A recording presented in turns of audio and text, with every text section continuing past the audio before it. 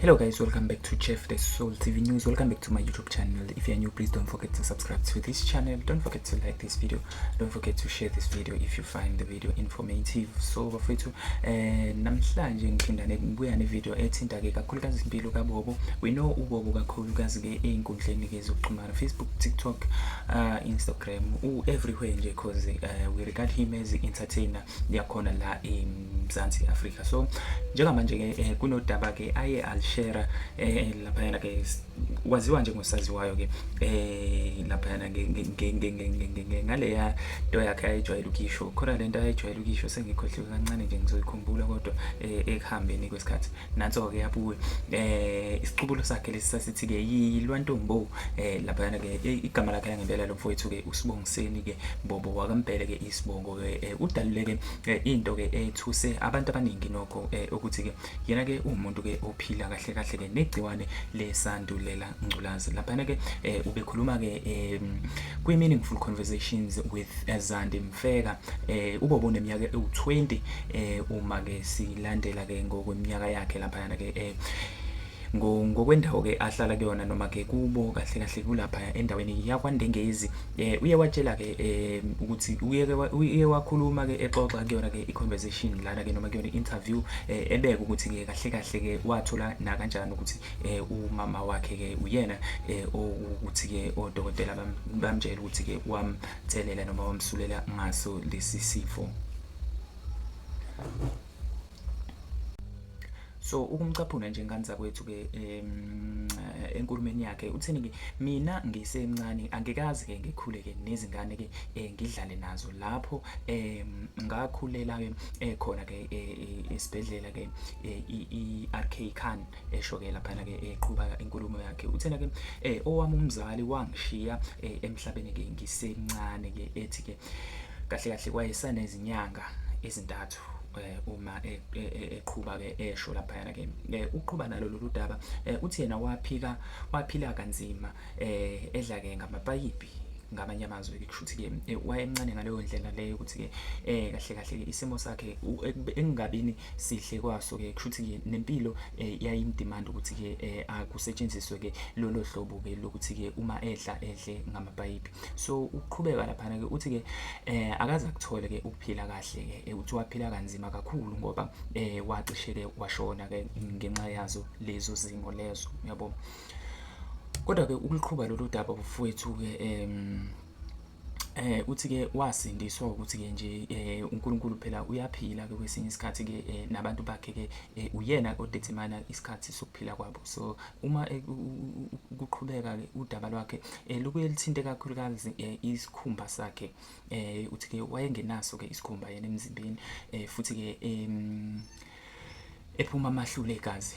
ezindlebeni isemakhaleni nasemlonyeni ngokusho kwakhe kushuthi ke konke lokhu ke ku-information ayithola lapha ke kubona odokotela uthe ke azafike ke kuleli zinga akulo njengamanje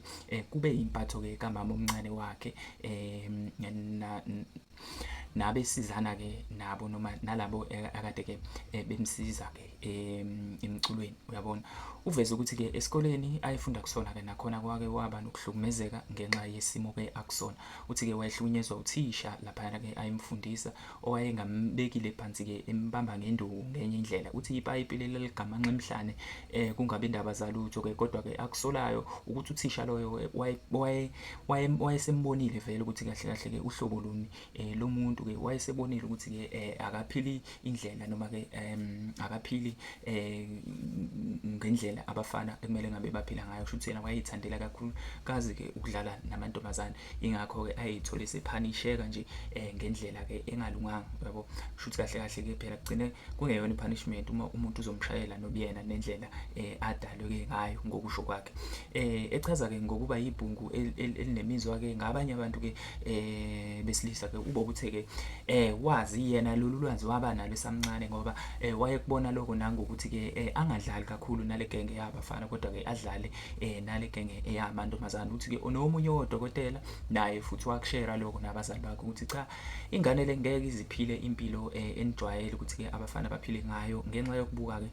indlela ke ayenza ngayo uyabona. So bafowethu ke lolu daba abantu abaningi bashaqile kakhulukazi ke lolu thinta kakhulukazi ukuthi ke ukhule ngalendlela akhule ngayo, kodwa ke izibusiso zabantu phela ke zilethwa ngendlela engafani, yabo. Abanye bamthatha njengesibusiso kubobo, but abanye bamthatha njengomuntu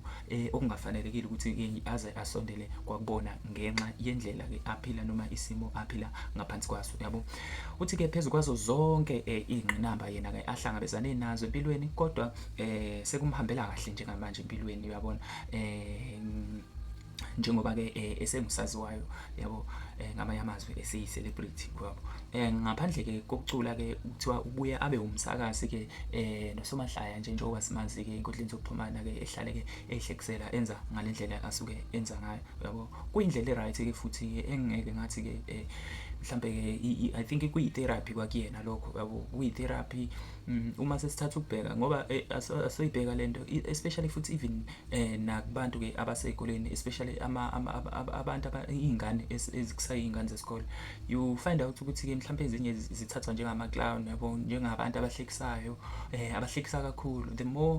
The most of iy'ngane ey'hlekisa kakhulu ey'koleni esikhathini esiningi kunama-barriers akhona,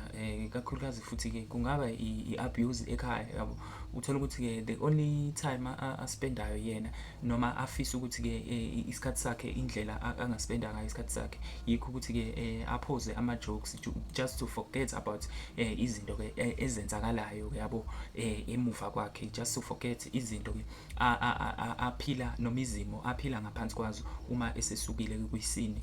yasesikoleni. So I believe lento ke eshiwo naye lo mfowethu ukuthi ke okay, nokuhlekisa kwakhe uzothola ukuthi ke kusuka ekuthenini mhlampe ke abantu bebelokhu bemphokha, nakhona mhlampe la akhule khona kube nako nokuba naleso stigma leso ukuthi ke ayi wena uphila lempilo, asingeni indaba yakho, asifuni ukuthi ke siphile noma ke sihlale nawe sibandakanye nawe njalo njalo. So I think ke bafethu ke ukuqhubana nalolu daba uthi ke